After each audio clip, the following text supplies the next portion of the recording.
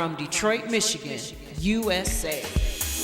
In My House, hosted by T. Carlita, where the true stories are told and great music is played. All right, this is T. Carlita for the In My House Techno Music Show, and I am super excited to reconnect with Bryan Hervieu. He has been on the show several years ago. We actually met at Submerge for the first time several years ago. And it's just wonderful how when you meet people just by chance being in the same place at the same time, and we've grown to a good friendship. I have actually followed you throughout the years, from the French pastries, all that fun stuff. So Bryan, welcome via Zoom. We're doing the Jetsons now. I said we're living in the Jetsons age. Bonjour, ça va? Wow, you speak French. A little bit? Lentement. That's one of the things I like about Detroit as well. It's history, and it has that French history. So, Detroit, Detroit, that's why I actually, called the label D3 Elements. When it's actually told in French, it says Detroit. So that was my actually, payback to the city, even though I don't release, 100% Detroit artists. Right. I've released quite a lot because I've had, Terrence Parker, Claude Young, Mike Clark. I've got I don't know, Dan Curtin. Is he from Detroit or maybe Canadian? I don't know. Yeah, well, anyway, I've always had a lot of Detroit artists. I have a connection as well with Chicago. Okay, all right. Our cousin. Yeah, your cousins. And actually, when I'm going to come to Charivari, I'll be with Bryan Hervieu. That's the name I was thinking. Bryan, is he from Chicago? He's from Chicago. That's what I know his name is on one of the, because I have a couple of your 313 Element records, and I've seen his name on there. Okay, he's from Chicago. Okay. Yeah, he's from Chicago. He actually released a lot on Relief, on Casual, Nightlife Collective, Boo Williams, Glen Underground. So yeah, he's become a friend. We met for the first time in Detroit. Nice. So that was funny. Yeah. And we actually met up with Judy Shelton. Yes. Who had back in the day did the festival, Backpack Festival. Yeah. So we met with Judy. There was John Collins. And yeah, so many people from Detroit, producers, people like you. I mean, I actually had the opportunity and chance to talk to Mike Banks at Submerge. Count yourself fortunate, because everybody doesn't get to talk to Mike, because I know he's the invisible man around here. He's there somewhere, but if you cross paths, consider yourself very fortunate. You are one of the many. I was at Submerge and I wasn't expecting to see Mike. So when he actually entered Submerge, I actually became a kid. I was like this, I didn't know what to say. And John actually said, "Oh, Bryan, this is Mike Banks." And I knew, I actually saw Mike before, as a spectator when he came and did Galaxy to Galaxy tour in France. He played at one of our famous clubs called the Rex. Okay. All the techno DJs go. So I knew what, Mike Banks looked like, but I just felt like a kid. That's awesome. And there's actually two artists that made me feel that way. It's Mike Banks and our national DJ, Laurent Garnier, who actually went several times to give him promo copies. And the times I actually met him, each time I feel the same way. No words come out. Yeah, speechless, right? No, it's a lot of emotions. And like I told you, I'm so thankful for what these people have done for the house techno community. And I know they don't just do things for, you know, the music. They share a lot of things with others. It's part of their education and culture. Right. So I respect a lot that. And yeah, Mike Banks is one of those people, you know. I mean, Absolutely. he's done so much for everybody. Right. So let's fast forward a little bit. We met, we've connected. I've watched your French. Oh, wait, before we move forward, are you going to make some of those French pastries? What do I need to buy so that you can? What's the easiest thing you can make? I swear, I don't know. You can make me some croissants, I guess. I don't know. Croissants is really hard to make, you know that. Oh, crap. Yeah. Okay. What's the No, no. easiest thing that you can make? We have these small cakes. If I have the opportunity, I could teach you to make them. They're very smooth and they're very tasty. They have a sort of a vanilla taste. Okay. They're small like, you know, they're small like this. Okay. We call them madeleine. Okay. And we eat them when we're kids here. So after, as adults, we're gonna have it, you know, around 4-ish, with a tea or coffee, and you actually dip it in the coffee. Ah, It's nice. beautiful. Magnifique. I'm ready. I'm ready. So let's fast forward. So I've been watching you. And oh, wait, when I first met you, let's go back again. I was really attracted to you by the Kermit. You don't use the Kermit anymore. I don't use the Kermit anymore. Now, the Kermit has a story because, like I told you, I lived 15 years down under in Australia.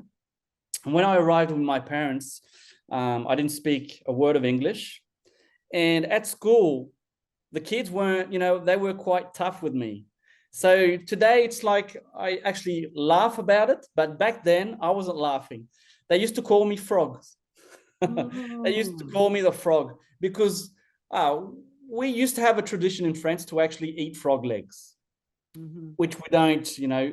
You can find some places, but it's not something, you know, that you're going to eat commonly. I mean, you know, it's really rare today to actually find a place where they're going to serve you frog legs.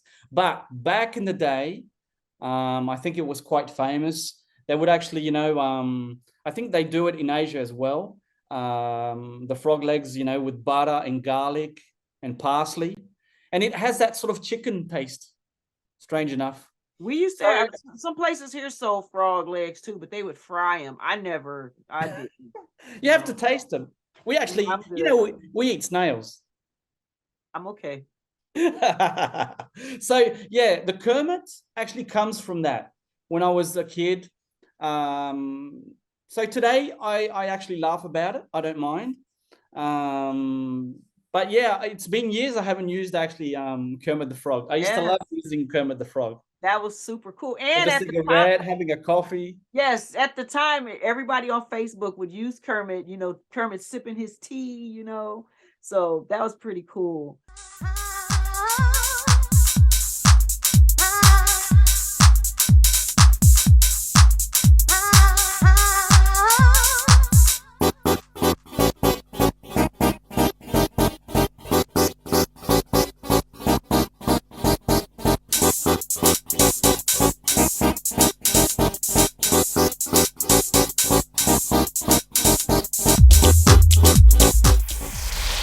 Are In My House, hosted by T. Carlita, where the true stories are told and great music is played.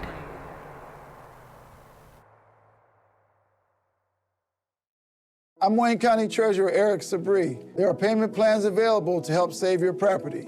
Visit our website at treasurer.waynecounty.com or email us at taxinfo@waynecounty.com for further information. We're here to help. In My House Radio, online 24/7. Featuring only the best techno and house music. And be sure to tune in for Sunday Inspiration, every Sunday from 6 a.m. to 6 p.m. Eastern Standard Time. Get connected, www.inmyhouse65.com.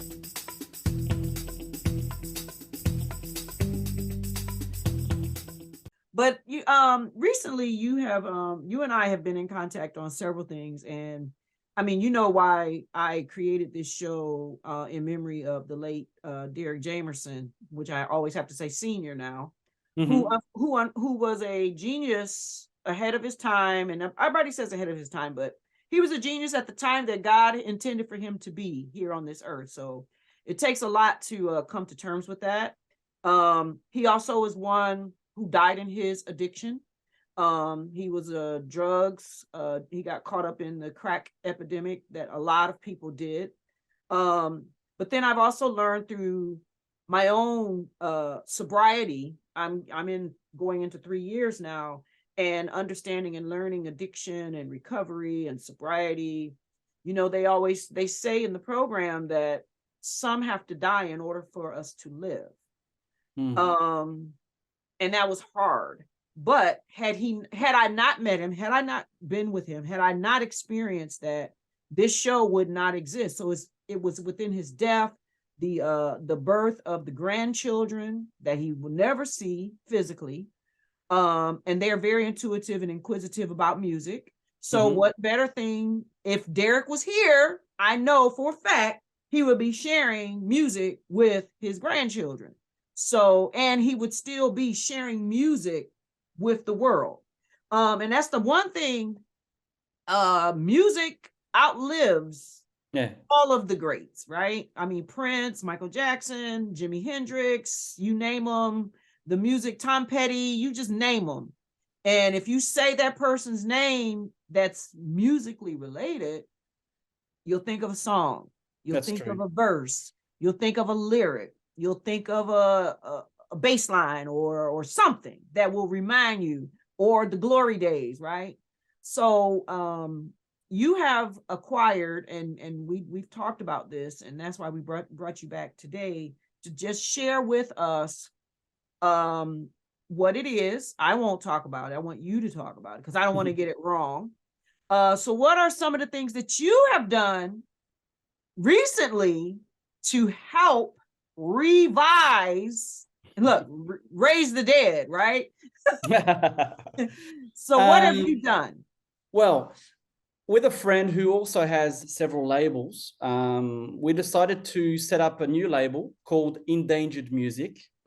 And there's a lot of labels today that actually exist that are going to repress, you know, the back catalog of a lot of labels, artists from back in the 90s.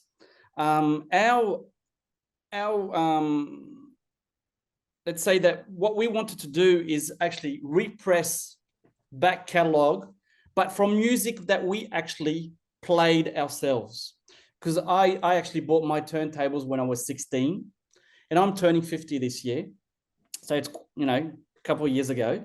And I had records from all over the world.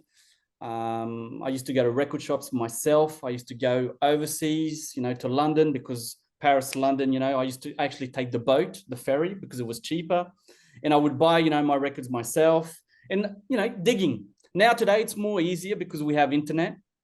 But back then, you know, finding those gems and waiting, you know, at the counter in the record shop when the records would come in, you know, it'd be like Christmas. You'd be really, you know, sort of excited and very happy. And what I wanted to share is records that I played and that I cherished during those years. So mainly where from 1990 to 96, we'll probably go to 98 because for me, house and techno is from the late 80s and 90s. Afterwards, you know, the different genres started already to change and it was totally different. Now, maybe because it's my generation that I'm saying this, because I mean, the kids today that buy music, you know, on digital platforms or vinyl, you know, maybe the music is really good for them. For me, I'm talking about the electronic, you know, music. It's more the 90s and the late 80s. And I'm a big fan of music, you know, not just electronic. I listen to a lot of jazz. I'm a big jazz fan. Me too. Big soul. My parents, when I was very young, when I'm talking young is 7 to 9 years old, used to work in a nightclub. They were behind the bar, and my father would go with the DJ to actually buy the records. So he actually gave me, you know, he transmitted that to me. the love of music. And my father went to, concerts in Paris. He actually went and saw Maze with Frankie Beverly. Wow. Yeah. I mean, I would pay anything to see Maze. I've seen him before. It's amazing. I'm sure it is. So yeah, the label is mainly about transmitting and sharing music that maybe has been forgotten, music that we can actually find on the internet, with Discogs. So it's not just about repressing expensive records. It can be actually, records that are cheap, but we don't mind about that. It's, limited copies. We're remastering all the music. We're doing a nice artwork. And at the back of each record, we tell a story. So the first record I can actually show you because it's come out a month ago. Derek Jameson Senior is coming out next week. So I'll have a copy next week, and you'll have your copy when I come over to Detroit, that's for sure. So I can show you the first one. Okay. It has a sort of like a drop with a different texture. So we have trees this time, Endangered Musique. And at the back, we have a drawing of the person we're talking about. Now, this is my partner of the label called Patrick. So he's actually writing about how he got to choose this record. Now, this record is from Tony Rodriguez, and it's from '94. So it's nearly 30 years old. It sounds great. And Patrick on this record actually explains how he got to buy the original of this record. He was with his parents on a trip. He's from the Canary Islands, which is west of Morocco. Oh, wow. Yeah, Okay. it's quite far from, it's actually, from Paris, it's actually 5 hours, plane flight. And he went to London with his parents when he was a kid. He went to Tower Records, and he was with his Walkman. He asked the seller to listen to the music if he had the record, and the seller said, no, we don't have this, but I think we have another record from this guy. And that's how he bought the record. So wow. It's all about sharing. Derek, we have, you gave me a photo of Derek in his studio. Yes. So that it's going to look great. And you actually wrote something yourself. Yes. So yeah, the label is all about sharing and telling a story. Mm-hmm. And so when you, for example, that particular record for Derek, it was from a label that either no longer exists or it's not in full circulation. Yeah. But someone like myself or anyone else interested in trying to do or trying to find or try to get, what are some of the processes that you had to go through in order to acquire? Or is it just... It's complicated. That's what I figured. It depends. Each release is different. Sometimes we're going to find the person because the distribution actually still exists. Okay. The label still exists. In this case, the label doesn't exist. Right. But the label actually is part of a distribution that still exists. Yes. And they've been actually repressing records for quite some time now because of the digital. Mm-hmm. Nobody has asked to actually repress this one in particular, which is quite strange because I was surprised, it sounds so like it was just written today. It's timeless for real. I think it was. Yeah, for sure it was. Because when I contacted this person, and he lives in the UK, I don't know if it's London, he was quite happy about the fact that we wanted to repress this. And I told him that we were connected with you. And he said, look, yeah, let's do it. And he actually had the original files, the DATs. That's what we know, the DATs. That's brilliant.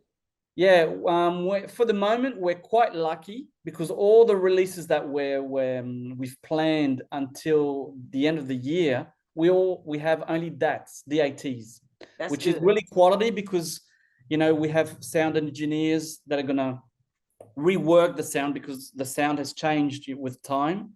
Right. And maybe, the imperfection we had on the vinyl back then, we won't have today. That's Right. why we're remastering all of them, the tracks. Right. But it depends. Sometimes we find the artist and he doesn't have the DATs. Right. So Ooh. we're not so happy. Sometimes we find the artist, but he tells us, okay, I have the DATs, but I don't have the rights. You have to contact the label. So it's a process that takes weeks, months. And sometimes you have to actually negotiate.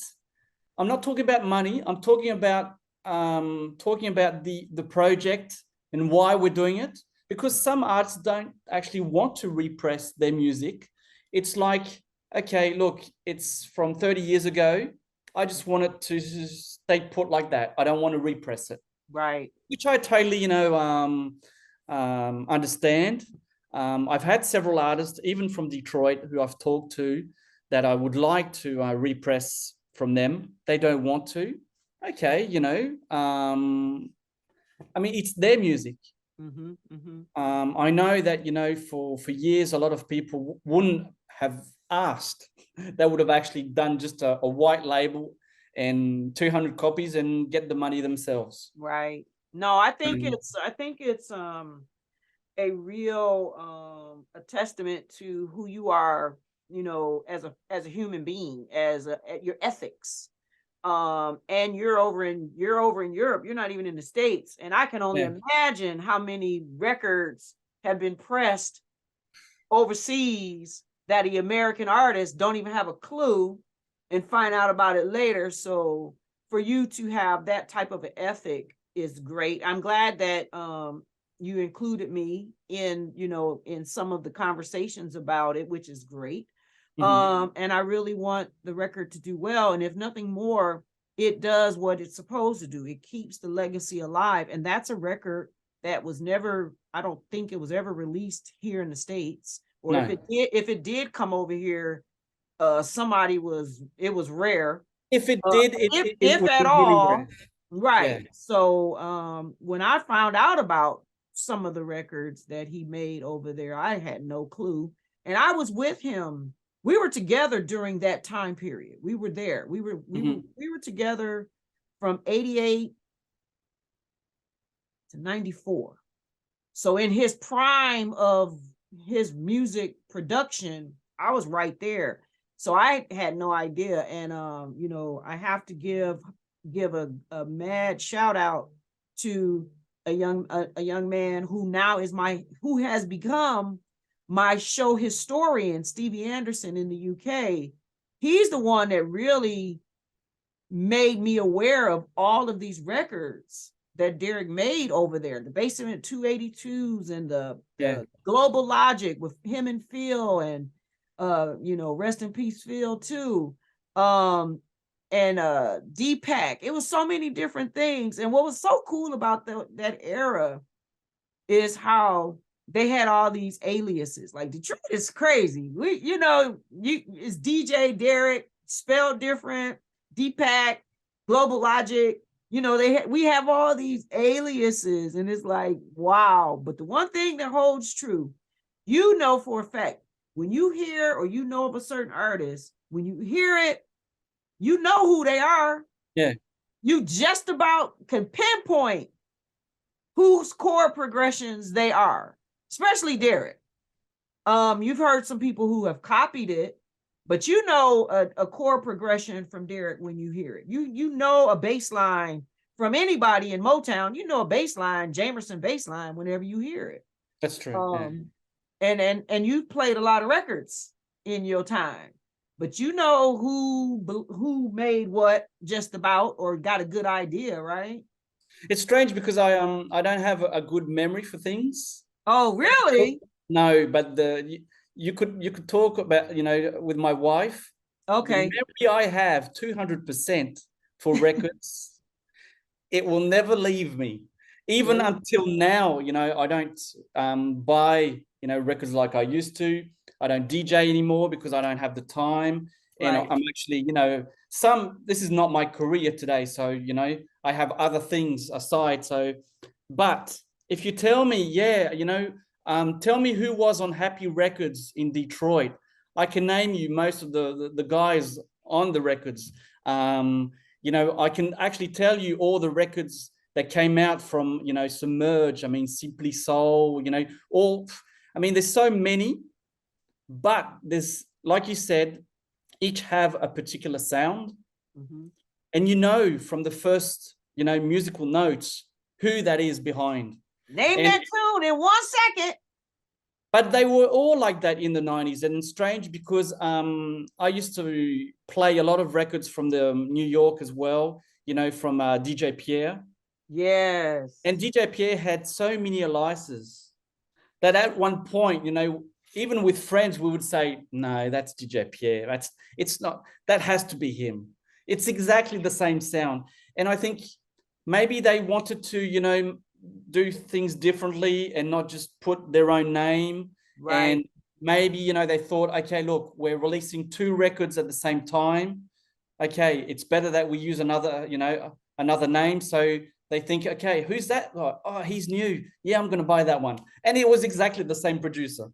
Like Prince, Christopher Tracy, you know, Prince had so many, and it's like different names on the liner notes. And it was him all along, but he had all these different fictitious names, and it was him. And I guess you have to do that because they'd be like, well, dang, it's a one-man band. But yeah, it's a one-man band for real. And that reminds me of my son and I, we always laugh about hip hop. Every hip hop record of the 80s or the 90s, within the lyrics is 1990, a year somewhere in the mix. And now here we are so many years, 34, 50 years later, you know, 1989, you know, Public Enemy, they threw that year in there. You knew it. And that was like that signature stamp. So even with what we do or what the electronic people do, they have a signature, you know, even like you listen to Jeff Mills now. He has that melodic signature. It's like, you know it. He's got a signature, and it's just who they are. And Underground Resistance, UR was really phenomenal for that, you know, creating a sound that identifies with the artist, which is great. But what UR did as well is that you have to think as the people, like in Europe, that were buying the records. We were buying records from artists that we didn't even know, we never seen, and there weren't any names behind it. I mean, it was Underground Resistance. Yep. Okay, but who's producing? You are 003. Who's UR 003? Yeah, because there were so many people behind it. It was not just Mike Banks. Yep. I mean, it's always been a collective of you know, a lot of people putting their sort of touch, and that was great. I mean, we didn't know who was doing what, but I mean, that was, you know, mysterious. I think people loved that. It's the mystique about it, and it's wonderful because, you know, the quality, you don't look at the person, you really get into the music, and the music is good. And that's why here we are all these years later, a record that Derek wrote a long time ago is resurfacing because it's something that was well deserving for sure. But I'm grateful that you are doing it. And so when it comes out, there's going to be several places where they can get it. Now, are you going to be selling both digital and vinyl formats? No, now we're doing only vinyl. Oh, vinyl only. We really wanted to keep it limited. Okay. And, you know, maybe, you know, I'm old school, so I love vinyl. For me, vinyl is a record. For me, is like an artwork. It's, you know, you have the cover, you have the record in your hand. Yes. And see, and it's a heavyweight record, so it's really good quality. And no, we didn't want to do digital on this one, on this label. It's only vinyl. That's good. We are giving you know, some digital to some DJs, of course. I have connections, you know, from a lot of DJs in Detroit, you know, Delano, Norm, TP. I gave some promos today to Eddie Folks.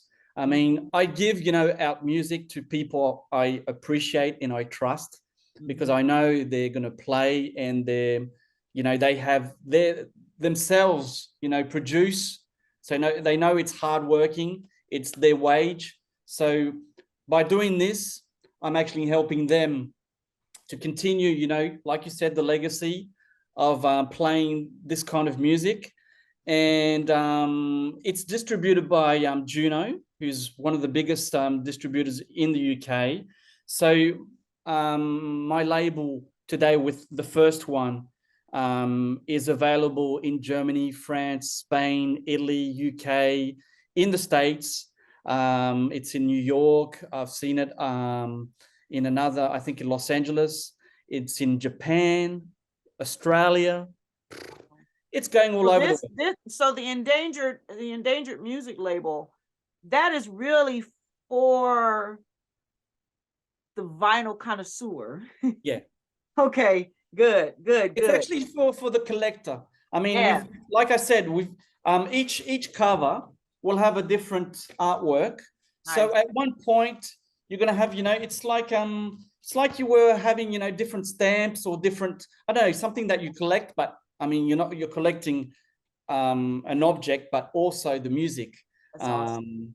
And the idea is actually, you know, for these people who collect music, it can be, you know, I have friends who have the same age as me and that love house music. They don't have the Jameson.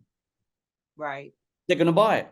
Right. That's awesome. And they prefer buying the new one than the old one, because the old one, they're going to buy it on Discogs. They don't know, you know, if the sound's going to be nice. And I mean, you know, the record's being played, etc. So it's like, if it's, you know, sort of, it's coming out new. Yeah. No, it makes sense, because the Discogs, I mean, I've bought records off of there. We all have. But like you said, you don't know what you're getting until you get it. It may come with some blemishes, but this way, it's, you know, it's good to do that. And like you said, the weight of the record, the quality of the pressing, because back then they probably just threw them suckers together so fast.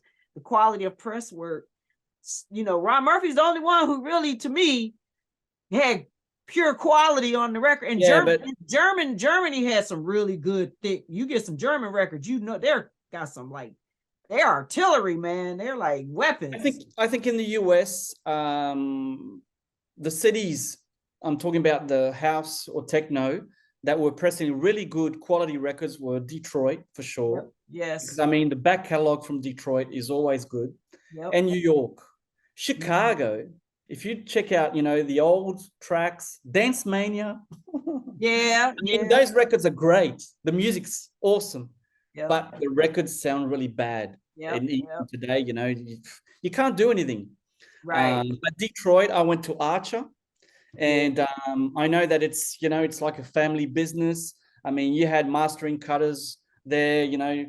Yeah, I mean, and I think maybe, I don't know how Mike, you know, when he created Submerge, how he wanted to produce and get these records out. I mean, the Happy records, you know, the first, the Davina, the Jameson, even if you buy the old original ones, they still sound great. Sure is. I'm like, my goodness. So, you know, that's, you gotta, if you're gonna do it, you gotta do it the way that you can at the time. And it's good that you're doing this. Like I said, the families and the records that you have selected or going to select and continue to select, it's an honor to be part of this collection. And I'm grateful. My family, we're grateful. We hope, you know, that it does well, so that you know, the legacy can continue. And that's what it's all about. We can't let our artists die. The music has to go on. And the only way, you know, we got shelves and shelves of records, but if they're just sitting there serving no purpose, really. No. And I may repeat myself, but getting these records out today is, the kids that buy records today won't actually go on Discogs and type Jameson because they've never heard of him. Right. So it's a way of actually, I don't know if the word educating is, appropriate, but, it's a way of sharing and to, show them what was done back in the day. And that still sounds great. I mean, that music in the 60s, 70s, 80s for us, for sure, sounds way better than it does today. But I mean, it's part of our generation. Part of our generation. Yeah, for sure. But, when you listen to the radio today and then what's coming out, they actually take samples or they copy a lot, because what was done was good. Yeah. That's all. Yeah. It was more creative. I don't know. Yeah, it's funny because, I have they were teenagers. They're in their 20s now. And when they were playing certain records and I would hear it and they were like, Mom, what you know about that? I'm like, what you know about this? And I'll pull out the original and they'll be thinking their artists are these geniuses with all this new music that just came out. But wait, let me drop the needle on the original. What? I didn't know that came. Yeah. So it's a recycle of life. That's all. And that's what music is. It's sampled, is recreated, is tweaked, or whatever you want to call it. But it's just good that the music is living on. And I really appreciate you even considering that particular one as part of the collection. So it'll just go down in history again.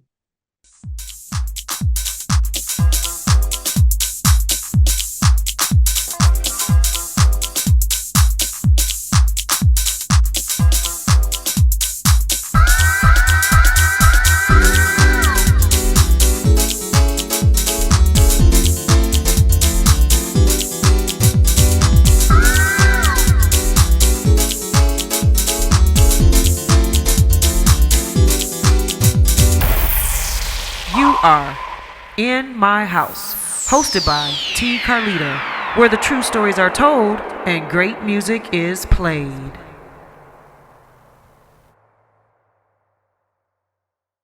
Welcome, Judge Mathis. Thanks for coming to share an important message with the Wayne County taxpayers. Well, thank you for allowing me to help. Most of my life I was a resident of Wayne County, and so I'm here to help because Treasurer Chabris wants to work with Wayne County homeowners to keep families in their homes and prevent foreclosure. If you're having trouble making your property tax payments, let us know. We have many resources to help. Already in the payment plan? It's important you stay in good standing. Making property tax payments is now easier than ever. We have placed payment kiosks in community centers across the county. We've also added kiosks in our offices. Contact us at 313-224-5990 or email us at taxinfo@waynecounty.com. And remember, stay safe, save time, make your appointments and payments online.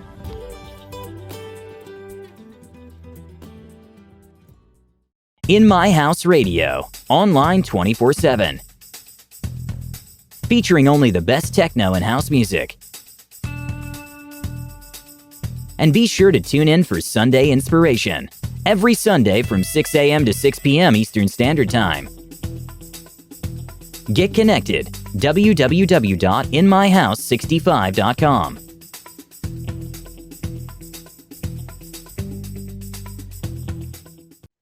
Yeah, no, I'm very happy that it's happening.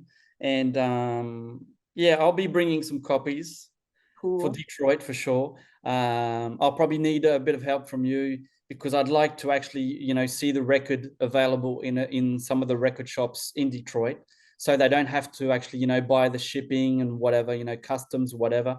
I'll bring, the records, and so they can actually sell, the record that was actually initially from Detroit. Right. It's coming back home. It's coming back home. Hey, wherever things are meant to be, that's where they're going to be, no matter how across or around it goes. Whatever's meant to be will be. And like I said, I really appreciate that. And I do appreciate that you even included me in the conversation. No, I think it was natural. I talked about it, with my partner, And I told him that I was in connection with you and that we met back then. And I told him, look, I think that on each record, you know, sometimes it's me, sometimes it's him, and sometimes it's either the producer or the label or someone, you know, who has a relation with the producer. And we thought it was actually, you know, it was obvious for us that you had to write something about him. And it's something that, you know, his grandchildren will be able to keep. For sure. Definitely. Well, that's for sure. So I really hope that the label does well. Wish you very much success, and you know, hopefully the record sales will do well, and then you never know, you can start foundations or, you know, donations, or give some things to some other things, and that's where it starts, because you never know what a project is going to do and where it can evolve or how it can grow from there, but you got to start somewhere. So thank you for pulling that out of the vault. That would have just been sitting on a DAT for the rest of its life. That's true. It would have just been sitting on a DAT for the rest of its life. And gratefully you were able to contact the person before they passed, because when I first started the show, I had went on a mission to try to find these records or find the originals or find the masters, and I got stopped every time. And the one person who I was close to getting somewhere, he died. That was Phil. So Phil, yeah. like, actually on the record there's one side where it's only Derek, and on the other it's a collaboration where they work together. So we actually have on this, I'm not sure if it's side A or side B, where they both work together on those tracks. So nice. It's Derek and Phil Asher. Yep. But it's hard work, you know. You have to have the passion, the patience.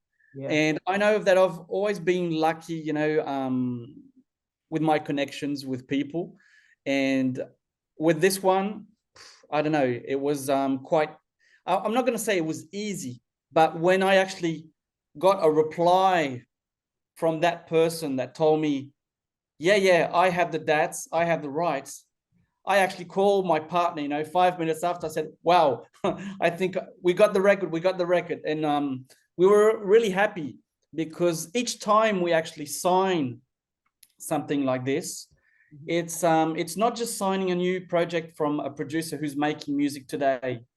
This is more, it's more hard work, in the way that we have to actually, you know, go back into our memory. You know, did we play that record?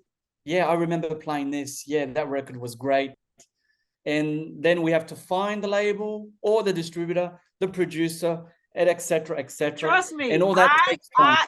Listen, I tried, and it was not easy. And I just, after a while, I just said, you know what, whatever's meant to be will be. And like I said, my show historian, he has been very helpful in making sure that I have a copy of the original press. So I have every record that Derek ever made. Then he just discovered another one recently that he sent to me. He says, I know it's Jamerson for sure. So, you know, and then we looked at the liner notes, like, wow, didn't know that. So now he's on another mission to find more. It's like, as soon as we think we got them all, then something surfaces up. But that particular one, you guys pay attention and look out for Endangered Musique. Now tell everybody how they can get the record. Are you still in pre-order, or are you, how is that going now? At the moment, they're on pre-order. They're on Juno, so it's juno.co.uk. They search for Derek Jameson Sr. or Endangered Musique. And for the moment, it's on pre-order. It's supposed to come out next week. You know, with pressing plants, there's a lot of delays today. Right.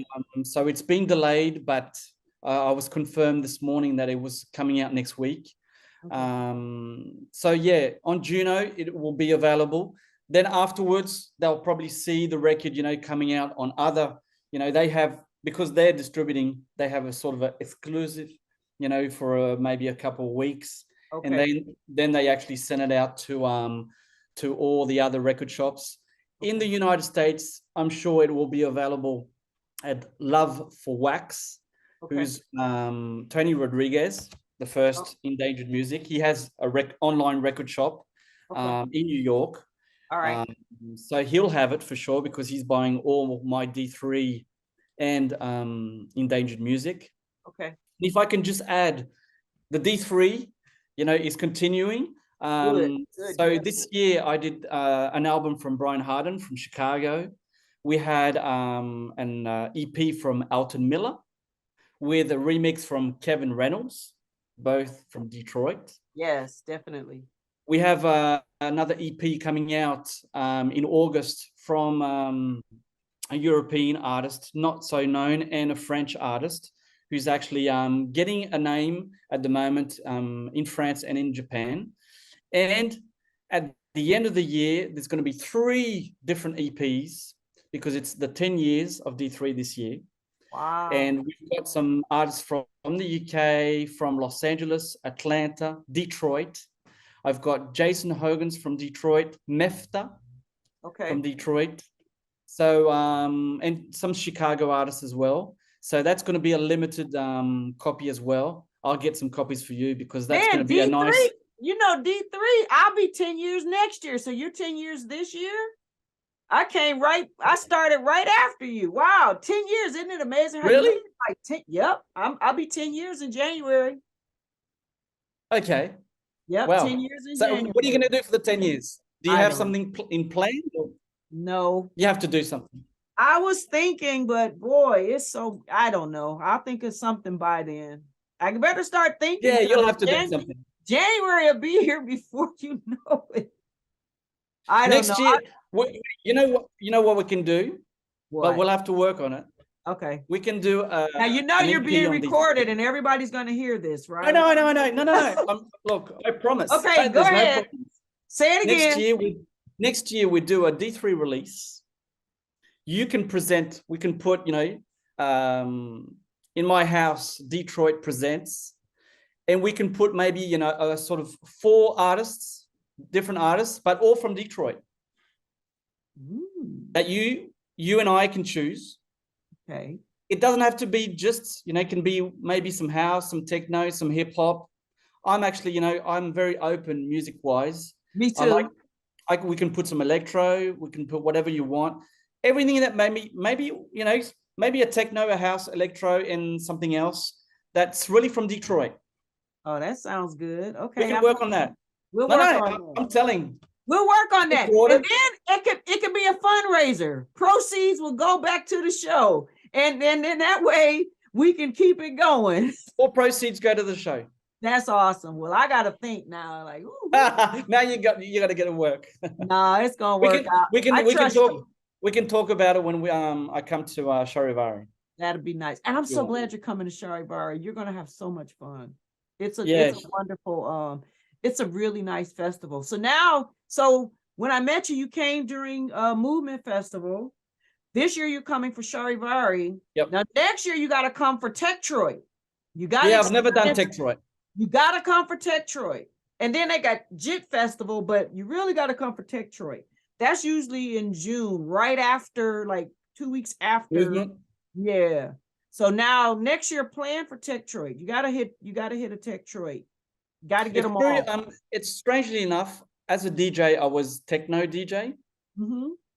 And when I started my labels, I've always been more influenced into house. Maybe it's with the age, I don't know, but I still like techno, of course, a good techno. You just got to get the good techno, That's it. I know. And then there's techno now, and look, you're 50. I'm way past 50. No, you're not way past. You don't. Well, you don't. I know how old you are, and I'm not going to say how old you are. No, I don't care. But you don't actually look your age. I am 58 and feeling great, y'all. Yeah, but you don't look your age. I want people to know that 58, you can do this. Yeah, And of course. so I don't care. I'll put it out there. I'm not scared. But you got to get the proper techno now. You Yeah, know, yeah. there's some I can't. Ooh, gosh. I'm like, does it have to be that You got to hard? talk to Mike Wait, about getting some proper you techno know, out. gotta get some proper techno. And you know what's so funny? It's like you can tell that you've crossed over the 40s when you're like, damn, that music is loud. Can you? Okay, I need to back up off the speaker a little bit. I used to be able to get right up front. Now it's like, woo. But you know, that was the thing. If it didn't vibrate the chest and the heart, it wasn't no good. That's true. No, that's true. Yeah. It's true that today there is for sure techno, but I mean real techno, you know, labels that we used to have in the 90s, that there's not so many today. You know, proper techno. We're talking about proper techno. Proper techno. I know. There is a difference, y'all. And you just had to live through it. Sorry, you had to live through it to really. I'm a big fan of, you know, I'm a big fan of Claude Young. Claude. Yes. Wow. Yes. Shake. I was about to say, don't forget about Shakir. No. Can't forget about Shakir. Man, Arise. I mean, it's nothing like it. But you know, everything has its timing, everything has its moment. That's why I say everything has a season, everything has, you know, what they did back in the day. Because a lot of times people talk about the scene and they talk about hair wars and they talk about all these things that came from Detroit. They even talk about Motown. I mean, those things that are synonymously known for Detroit, they couldn't do what they did 40 years ago, 30 years ago today. It's too much. Because, you know, back then you had your TV, you know, like for us, the scene, that's a perfect example. Came out of Detroit, you only had 4 channels to watch on TV. Now you got too many damn channels. It's unreal.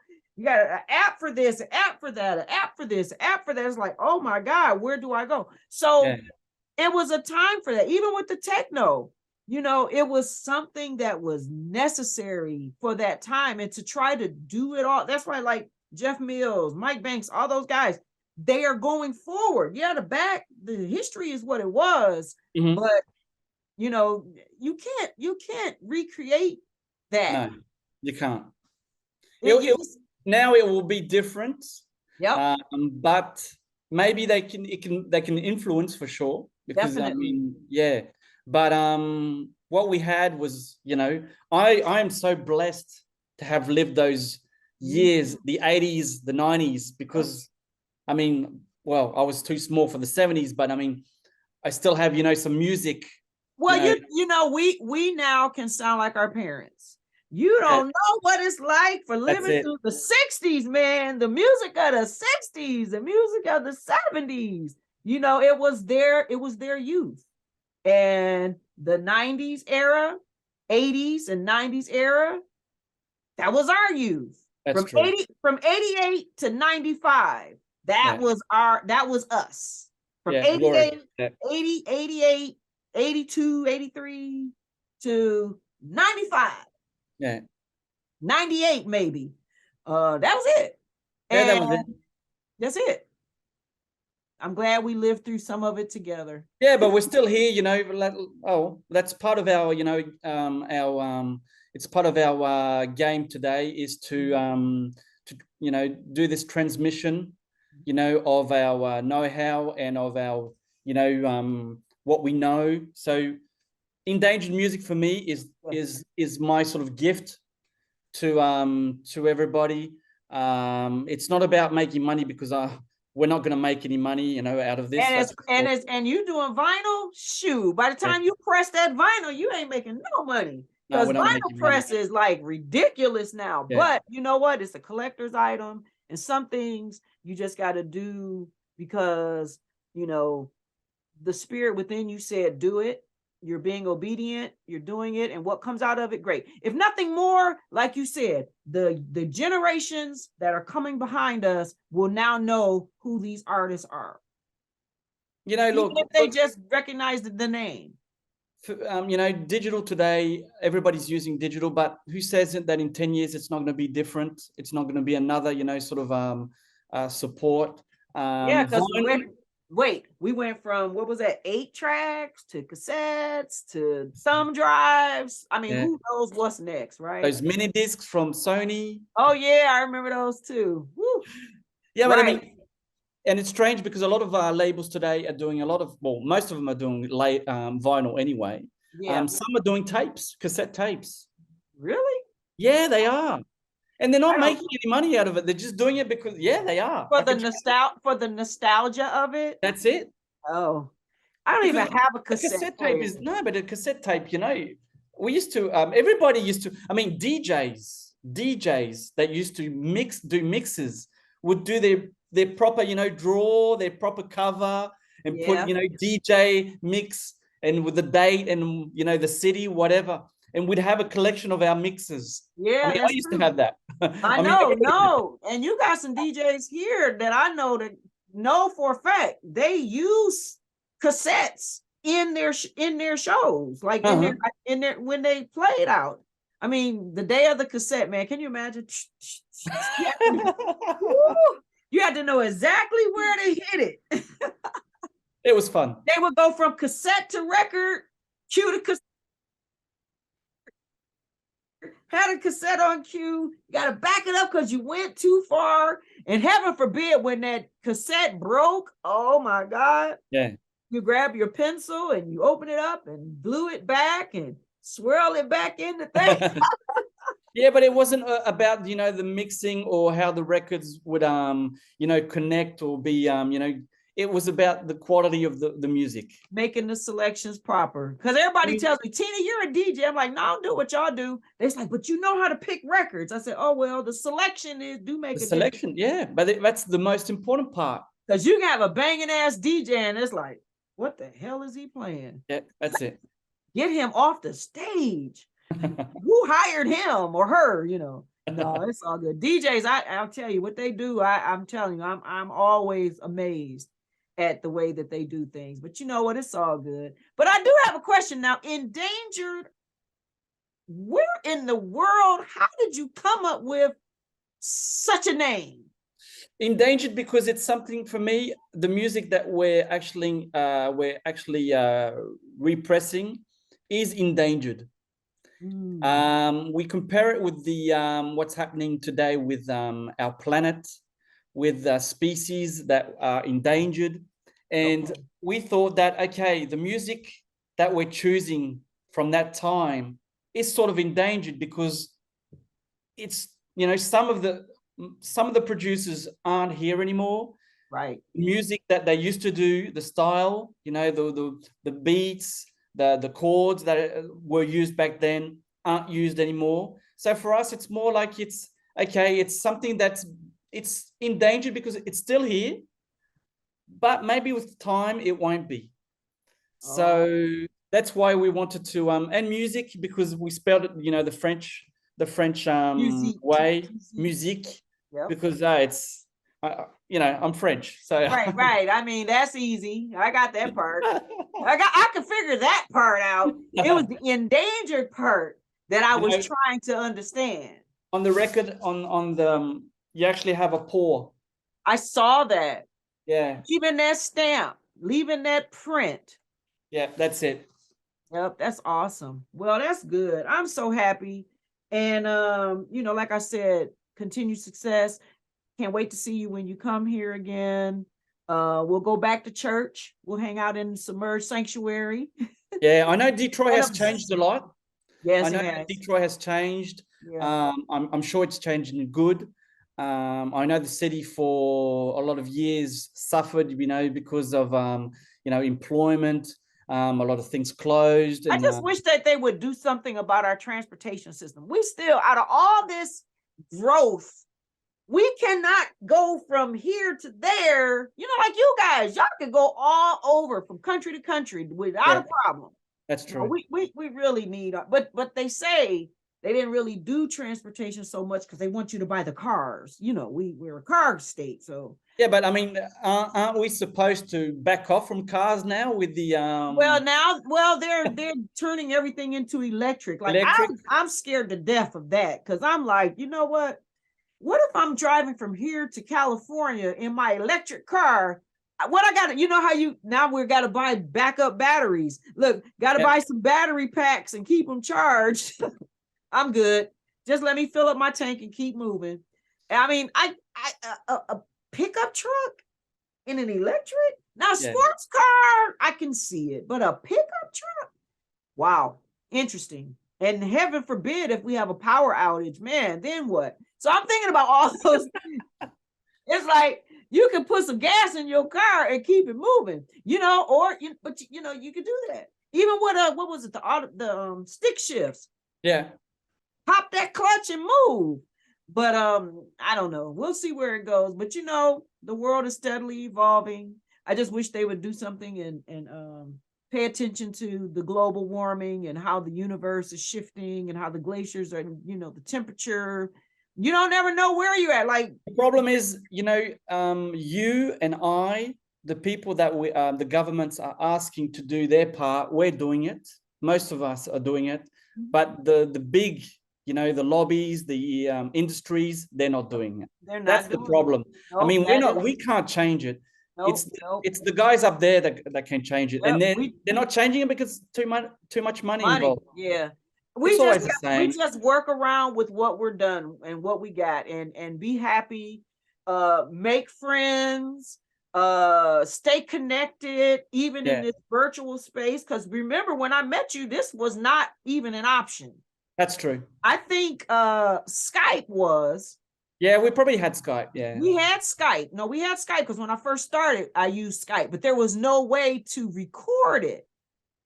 Because I tell you, I did an interview with Alexander Robotnik, and it was on Skype. And I was like, oh my God, I got to record it. How am I going to record it? So what I did, I pulled out my camera. I had him on Skype. This is my very first interview with him. I put my camera on the laptop, recorded it, and I had a Bluetooth speaker close to the laptop so that I could record the audio or make sure that the sound was stronger. Because laptops, some of the laptops audio is not that good. Some are better. True. They're much better now. You could put it all the way up to 100 and you still, can't hear. So I wanted to make sure I had it. So I had my camera on a tripod and I put the camera this way and I recorded it. My very first interview on Skype. Had to do it like that. I did it a couple of times. I did Rennie Foster. I did it like that. But now you could go on Zoom and record it, save it to your computer or save it to the cloud. I don't even know what the cloud is, but it's out there. I have one question for you. Yes. It's going to be my last one. Okay. I just remembered, weren't you connected with those guys in France called Motown? The city? Yeah.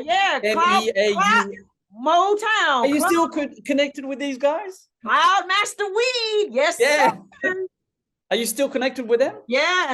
That's That's my brother forever. Cloud Master Weed. Motown. Oh my God. He is so cool. He hasn't been back here in a long time either. Yeah. I'll tell you a story. Now, music, these guys are strong house techno DJs. And when he came to Detroit, all he wanted to do, he wanted to meet Dennis Coffey. And I'm like, Dennis Coffey. So luckily, one year when he was here, Dennis Coffey was playing at Northern Lights. So I took him there. Oh my God. You would have thought Moses and Jesus parted all the time. He was so happy to see Dennis Coffey like right there. And you've been to Northern Lights. It's very small. The stage is like right there. And Dennis Coffey's there. And oh my God. Yes. Motown. So it's the Motown to Motown. Yep. Yeah, because they call it Motown because the city of Mo, is about, I'd say 45 minutes from Paris, eastern, from east of Paris. Okay. And it's a small city. Like a town. I mean, yeah, it's really a town, And there's nobody, I mean, you wouldn't imagine someone listening to, or DJing in that city. Yep. But he and his We're interview in the was so cool. countryside. Yeah, so when I interviewed him, when I met him for the very first time, he was talking about how he was you got to watch his show. I'm going to send you the link. It's so funny. When I first met him, he was talking about how, he was a bedroom DJ and they have little bars in these little towns, and you have to go to Luxembourg in order to really go somewhere, but there's little bitty towns and little bitty bars, little bitty spaces. And he said, you got to go to Detroit, man, for the real shit. Oh my God, you're going to love him. And his accent, French accent, is so beautiful. And he's the happiest guy ever. I love my Cloudmaster weed. Sister. Yeah, that's my man. Yep, Motown. Yep. So you have been paying attention. I appreciate that. No, I remember because we talked about it. And I think there was one of it wasn't Cloudmaster Weed. Was someone else from the crew? Bordeaux. Soiree Records. Yeah, someone from Soiree. Yeah. Soiree Drivetrain. That's his label. Yeah. Soiree, that's his label. And that's how I met him. I met him through them and the guys from House Gallery. He was here to do something. It was during movement at that time. And we have a group here, a group of collaborative called House Gallery. And they would do House Gallery barbecues at Motor City Wine. And he was playing. Motor City Wine. I went there. Yeah, it's so that's the but I mean, I don't know. This time I hope I'm gonna see Spotlight. I mean, you've got a lot of venues, new venues. Spotlight. I know you've got some French places that some food places as well, bakery. Yeah, you know what though? I'm gonna tell you something. It was so funny. We went to a couple of French bakeries here, and I went with somebody from France. They were not happy. Okay, look, I'm a pastry chef. So they were not. I have they to were try not out happy. one of them. I'll try. I'll have to do a live, maybe something, Man, about pastry in Detroit. we gotta do one of those foodie shows. We gotta do one. Yeah. So we have to spend a day and go to these places. We have a show here in America, the guy that drives around. Well, and what's his name? Anthony Bourdain used to go around like him. So you could do that while you're here. Let's check out all the French spots, and I could be the camera crew, and we can record it. We got to set that up. We got to find some pastries. I'm telling you, that would be funny. But a couple of them, they weren't too thrilled. Yeah, but it's good that it's changed. I'm happy that the city has changed and it's evolved. Maybe not the way that you would like it to, or fast. But I mean, it's changing, and that's good. I just think it needed the change. Yeah, I think it's great to just see life, and that was cool. It's just like the Movement Festival. So it's crazy because you are in my house, hosted by T. Carlita, where the true stories are told and great music is played.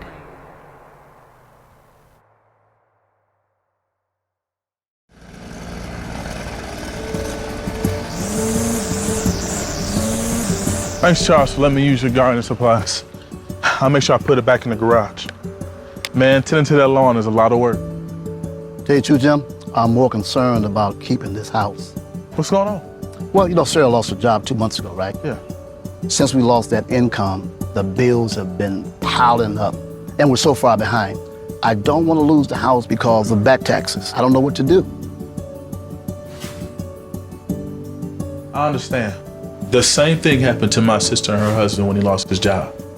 Do you know that the Wayne County Treasurer has plans and programs to help people stay in their homes? No, I didn't. Tell me about it. Yeah, go to www.treasurer.waynecounty.com to see if you qualify. Say that again. www.treasurer.waynecounty.com. Got it. In My House Radio, online 24/7. Featuring only the best techno and house music. And be sure to tune in for Sunday Inspiration, every Sunday from 6 a.m. to 6 p.m. Eastern Standard Time. Get connected, www.inmyhouse65.com.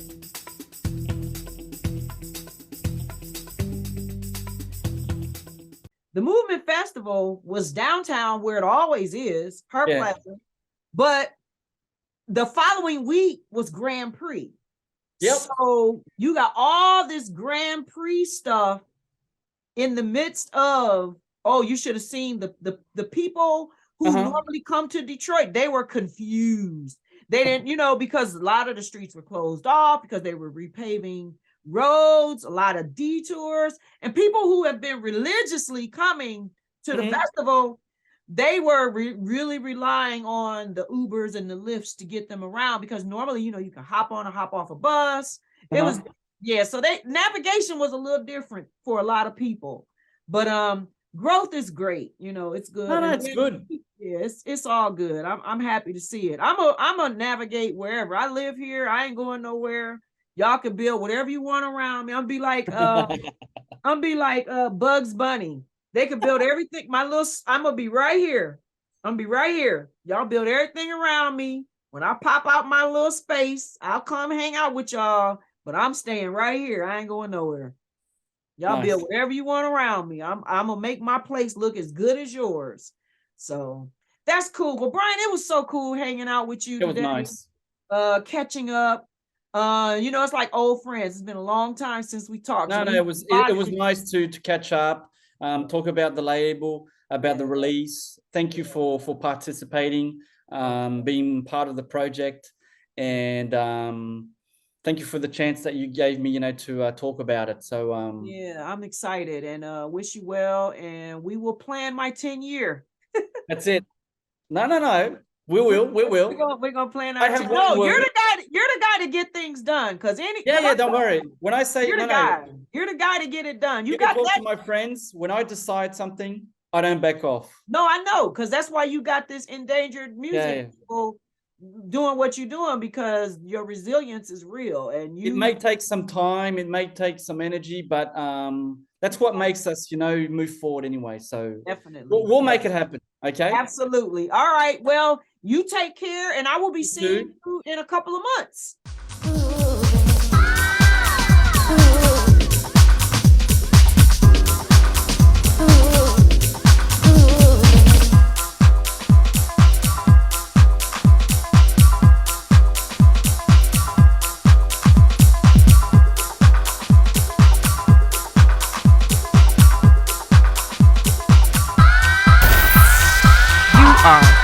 In My House, hosted by T. Carlita, where the true stories are told and great music is played.